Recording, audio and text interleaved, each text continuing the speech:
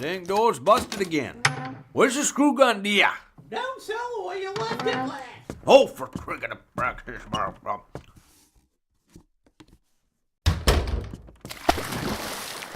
Hey, you get back here.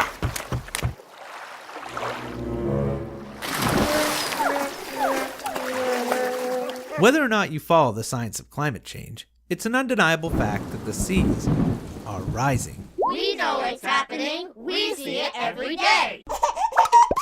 For 3,000 years, sea levels in Maine were relatively stable.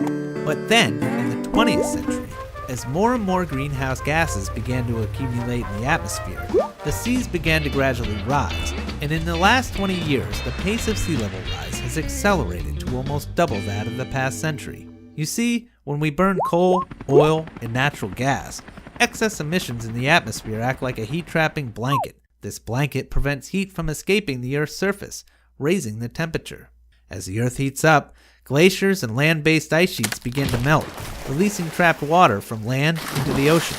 And as the oceans warm, they actually expand. Well, ain't you looking rugged? You been working out? Just warming up, buddy. Intermediate scenarios for Maine forecast nearly 2 feet of sea level rise in the next 30 years. By 2100, 4 feet, with an extreme scenario of over 11 feet. In many areas of Maine, we already experience high tide flooding that will become more frequent as the seas rise.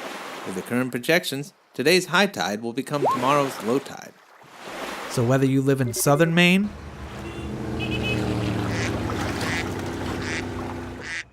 out on the islands, Now how we gonna get up island? Gonna send it. or down east way, Ain't it a little early to hitch up the plow, do ya? Well, I'm just plowing up the seaweed guy.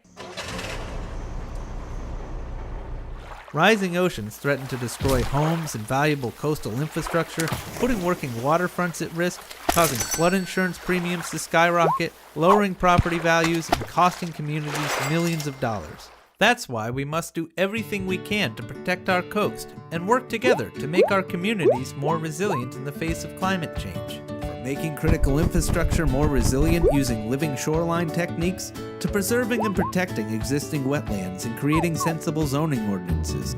Sea level rise is happening, and we've got to be prepared. To find out more, visit www.islandinstitute.org.